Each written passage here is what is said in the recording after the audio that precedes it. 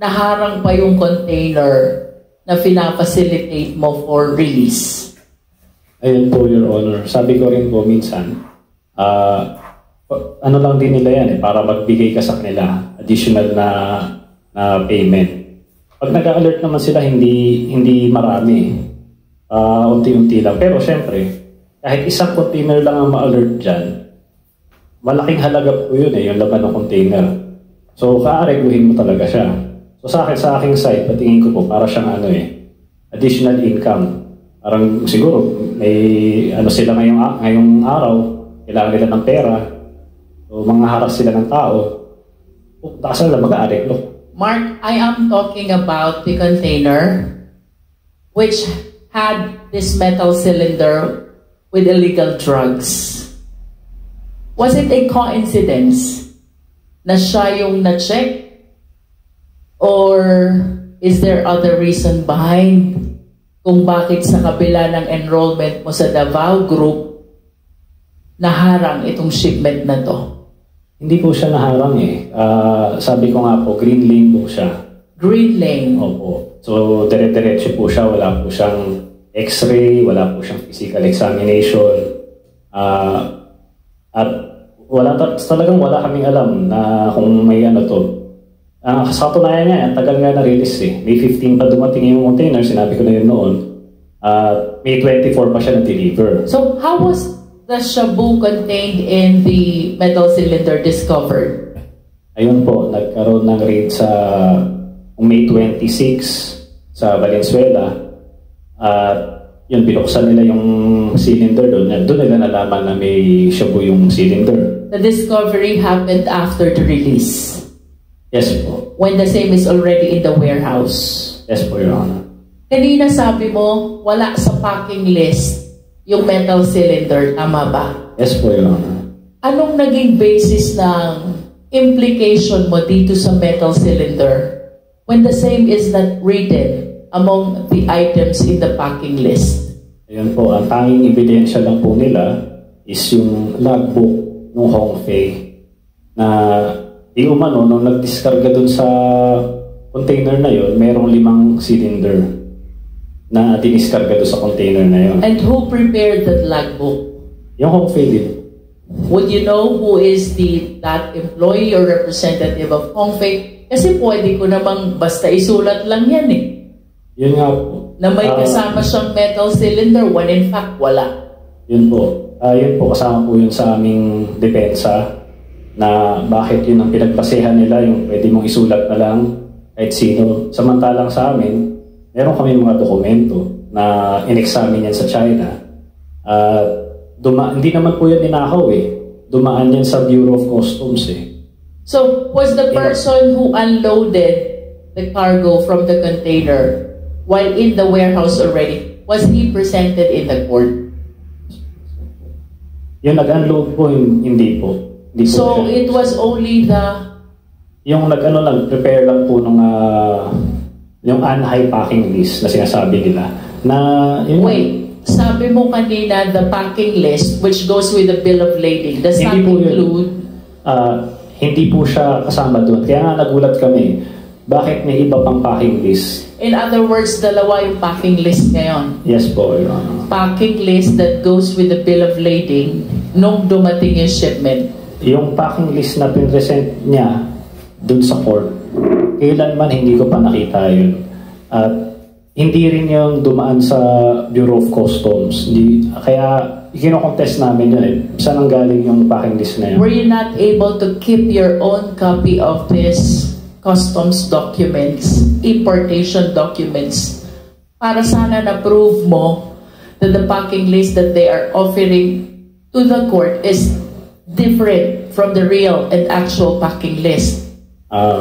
Yun nga po, Your Honor, hindi kami pinakinggan dyan. But were you able to keep for yourself Opo, copy of the importation documents? Opo, pinreset po namin. Yun bang documents mo, do they bear the stamp of the BOC that they were processed already? Yes po, Your Honor. Mismong BOC. Tapos yung packing list nila, mayroon ding tatak ng BOC? Wala po.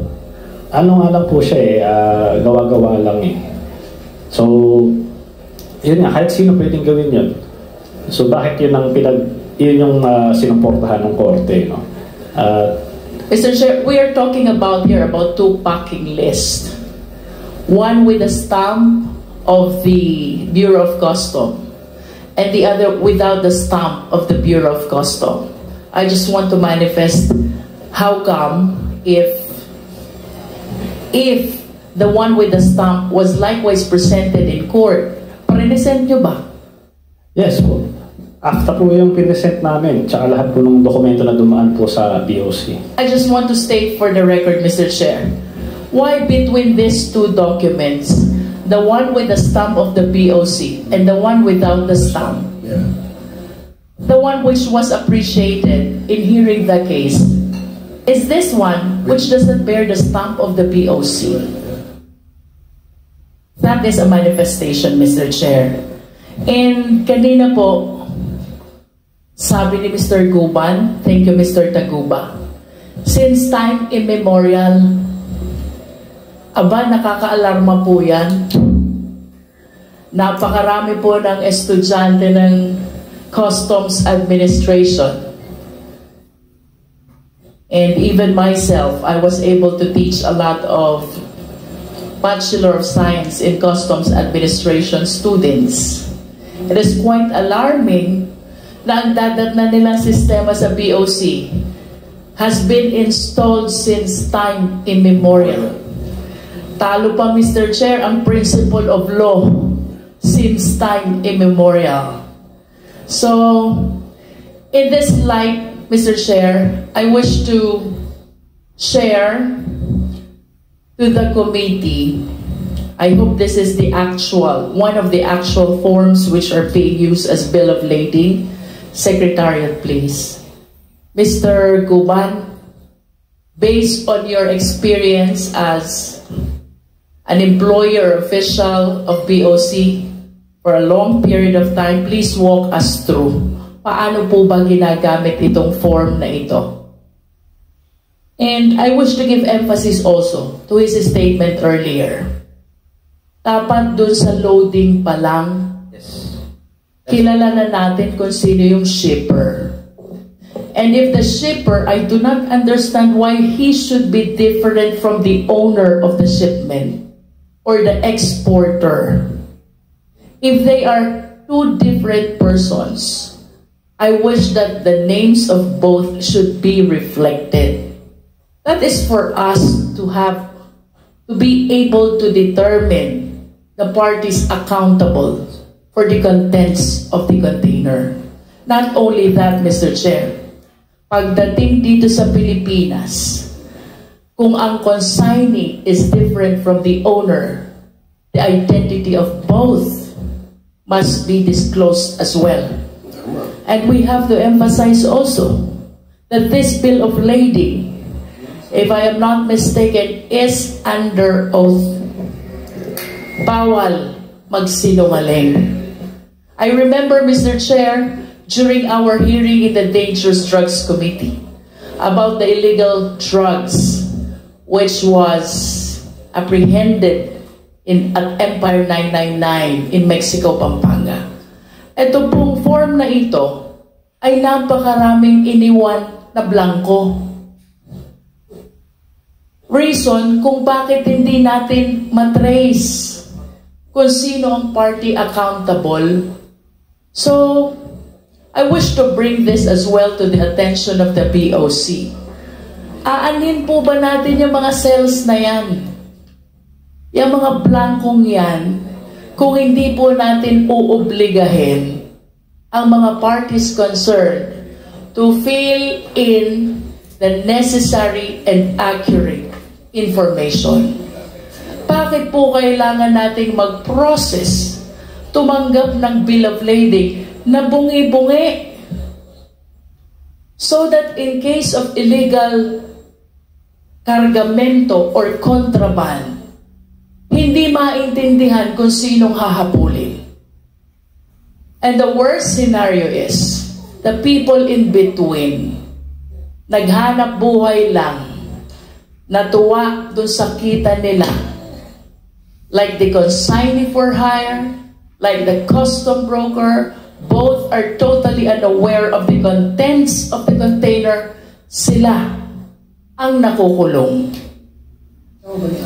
So, Mr. Chair, may we request Jimmy Guban, ano po ba dapat sinusulat dito sa bill of lading na ito?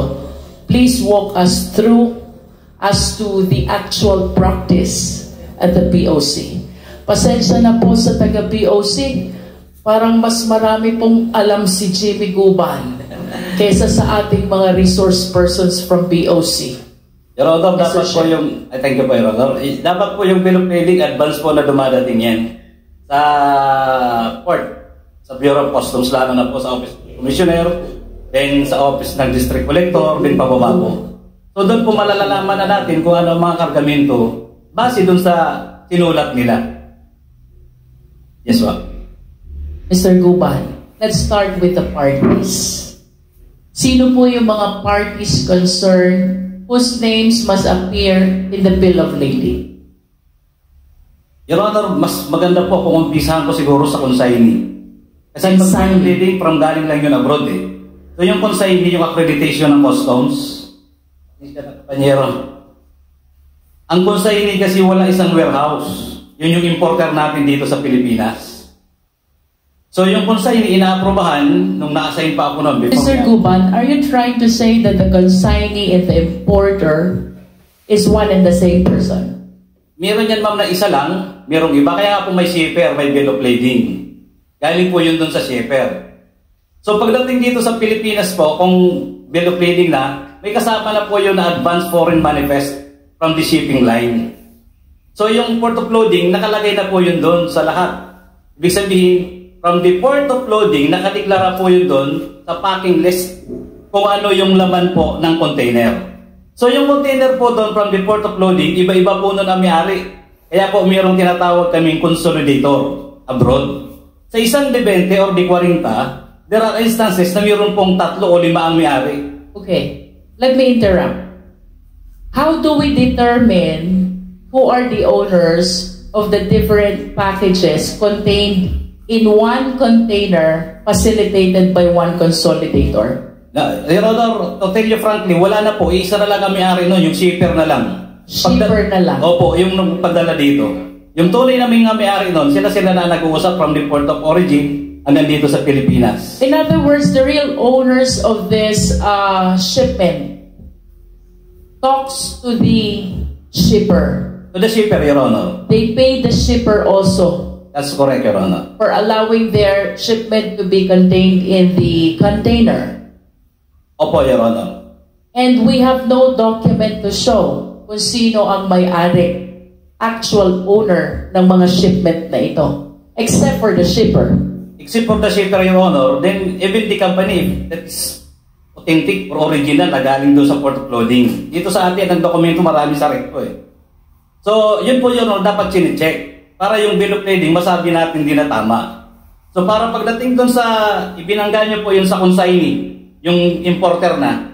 Pagdating po dito, yung consignee kasi, yun yung lumalabas na importer, sila ngayon ang magdideklara, yung license broker.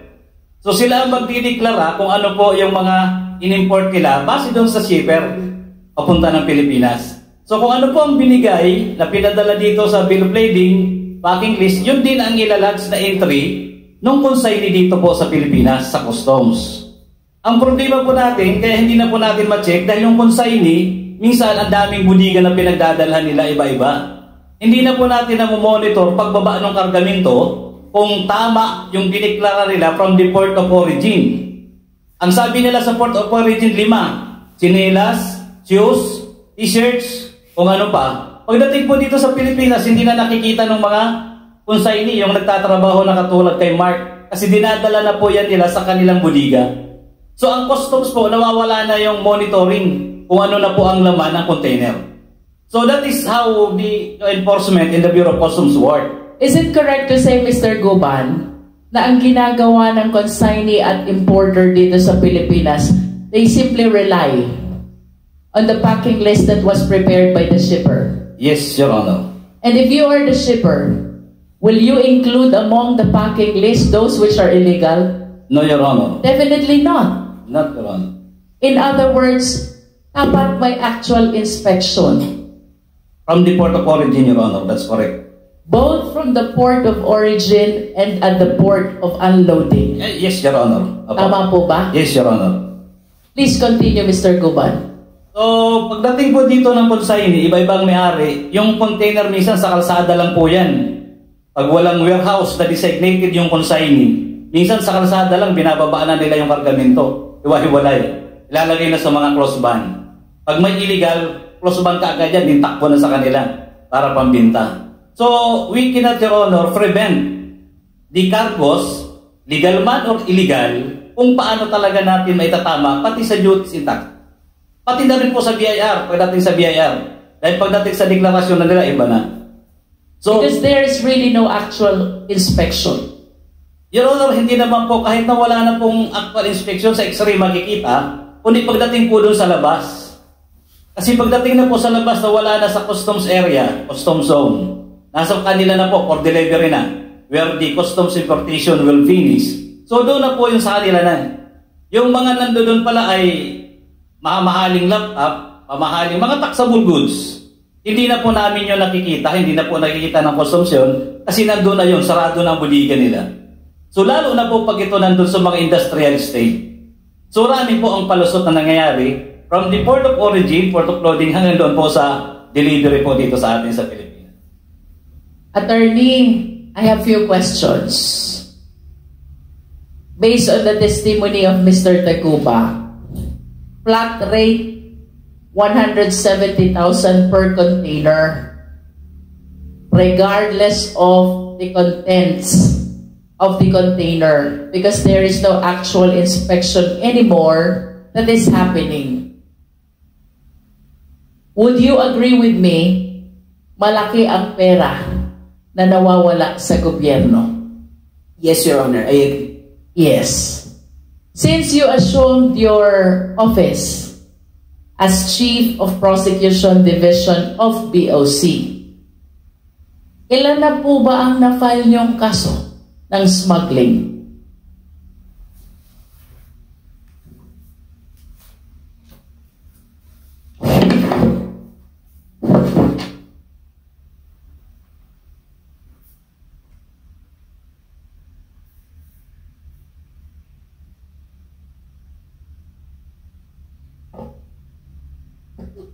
Your Honor, based on our data, there are 508 cases from 2018 to 2024 Where do you file those cases? before the Department of Justice, Your Honor. DOJ. Ilan naman po ang nakaabot sa court?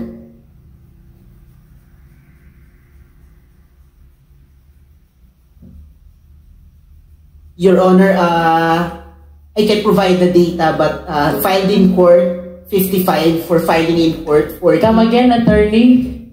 Your Honor, for those filed in court, 55.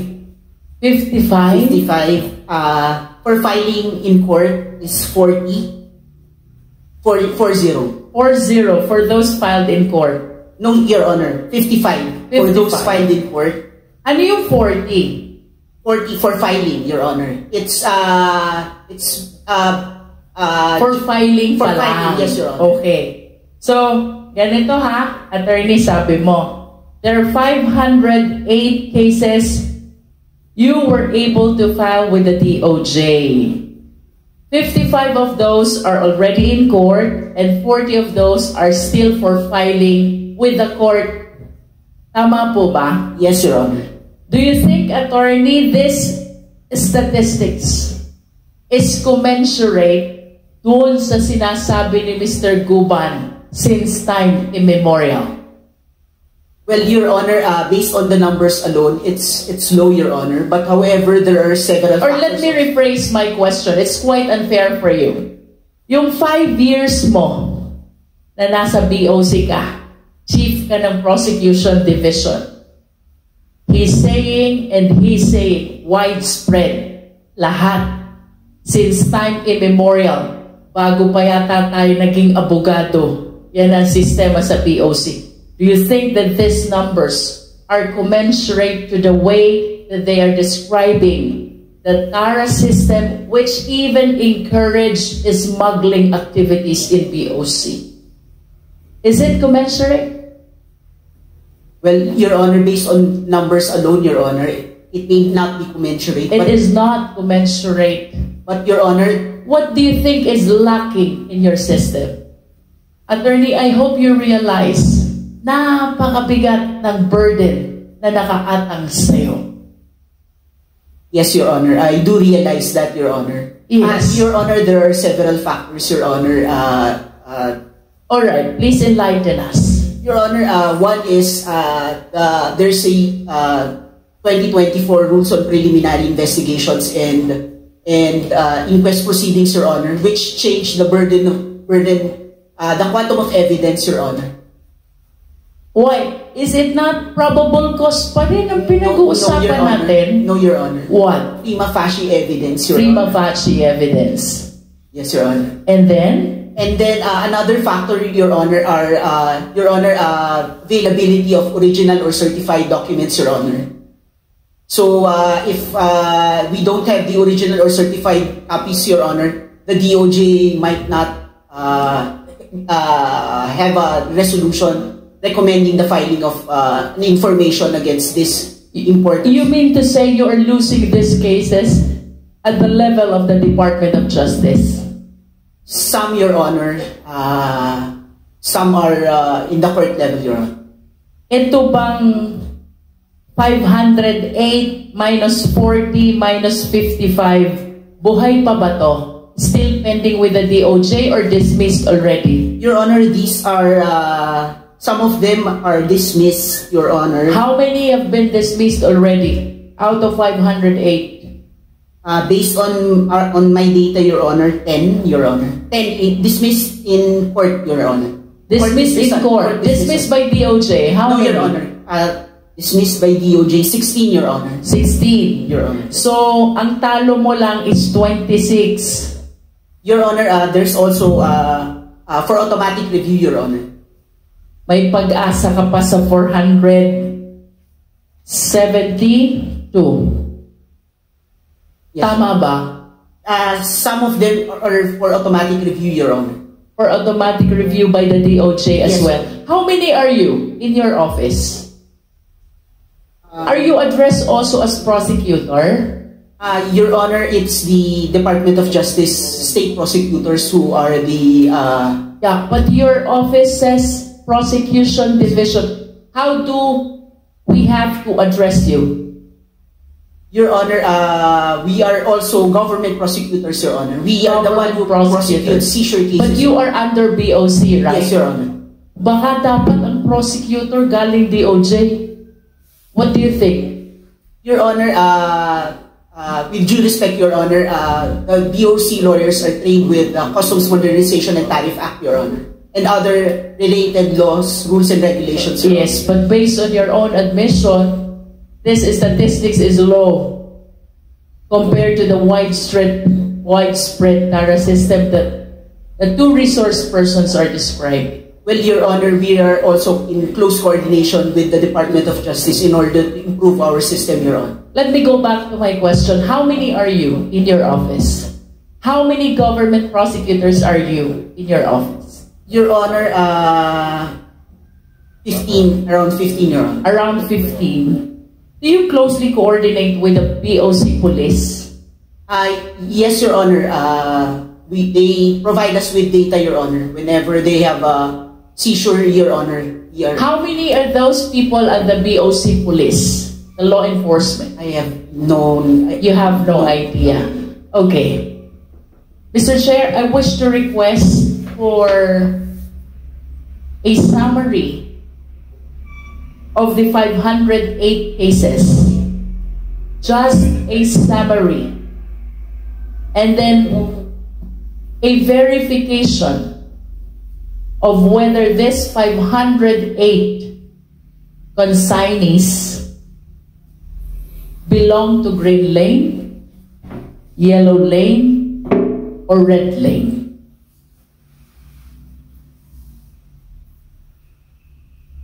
Thank you, Attorney. Yes, Your Honor. We will provide the requested data, Your Honor. Mr. Aguba, one last. Si Kenneth Dong, is he associated to Davao Group? Wala po akong personal knowledge. Parang nakikita ko lang may picture sila eh. Hindi ko po alam.